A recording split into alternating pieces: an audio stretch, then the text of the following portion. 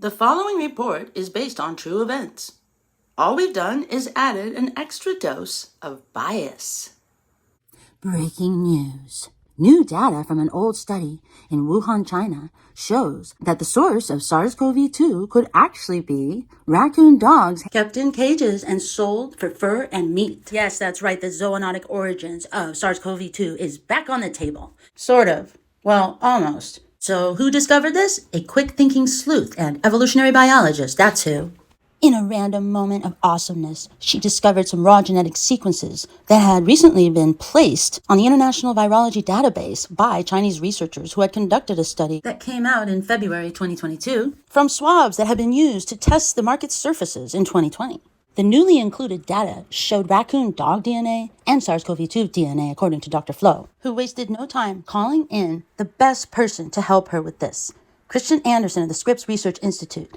Anderson has been greatly influenced by Dr. Anthony Fauci. He initially said he thought the virus looked like it was engineered, but he quickly adopted the only acceptable view on the origins after Dr. Fauci, science, set him straight. And to complete the zoonotic dream team, they added Michael Worobey, evolutionary biologist at the Bio5 Institute at the University of Arizona. Worobey knows exactly what's going on. Check him out here. If it had been otherwise, I would have published a different perspective in science, and we would have published a perspective or a couple of papers showing that fuck was a lab leak. Fuck was a lab leak. But all is not perfect in zoonotic land, where nature is our biggest enemy and pandemics will be continuing on into the future. This man, he did the original study in 2022. He inexplicably refused to tie the SARS-CoV-2 virus found on the surfaces at the Wuhan market to the raccoon dogs, saying that humans most likely brought the virus to the market.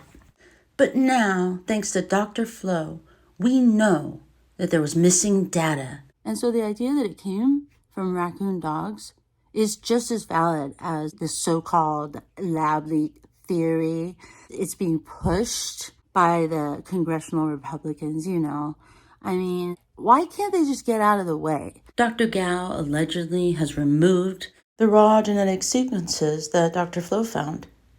We have no idea why, but the database reported that the owner of the data had requested removal.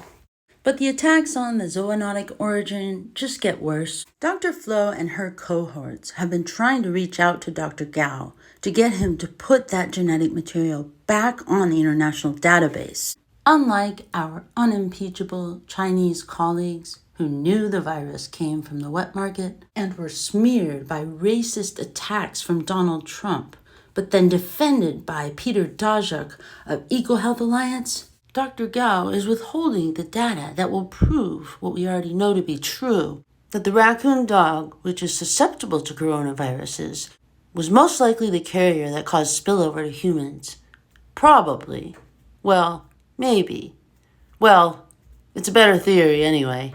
Oh, and in case you were wondering, raccoon dogs are neither raccoons nor dogs, but closer to foxes. But as you can see, their faces resemble raccoons, so hence their name. In early 2020, the market was shut down and all animals removed, so the original study did not involve live animals, but surfaces alone. We're not going to be able to know definitively if the virus really came from the raccoon dogs. But still, it shows promise. Full disclosure, the lab leak theory is probably more likely, but we have to do our due diligence. We'll have the definitive evidence at some point in 2100.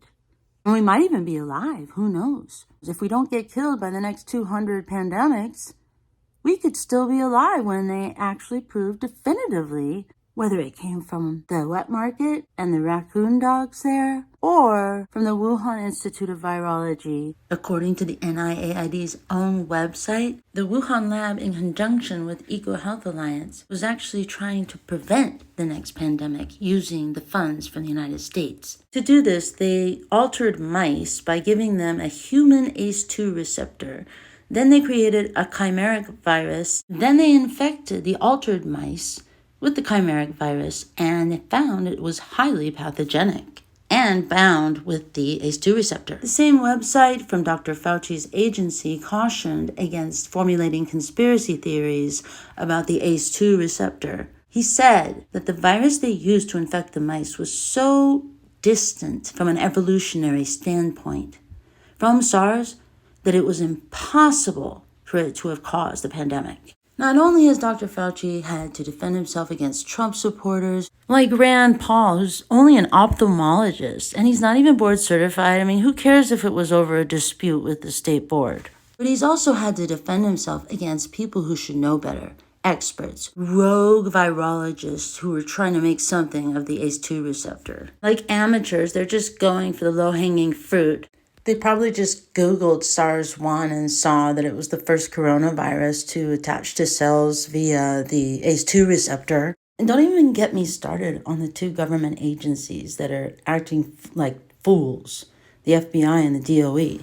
Now, the FBI being wrong about stuff, that doesn't surprise me. Wow. That experiment at the Wuhan lab, It has nothing to do with the origin of SARS-CoV-2. I mean, likely. Probably. We'll find out in 100 years. Don't forget to like, share, and subscribe. And thanks for watching.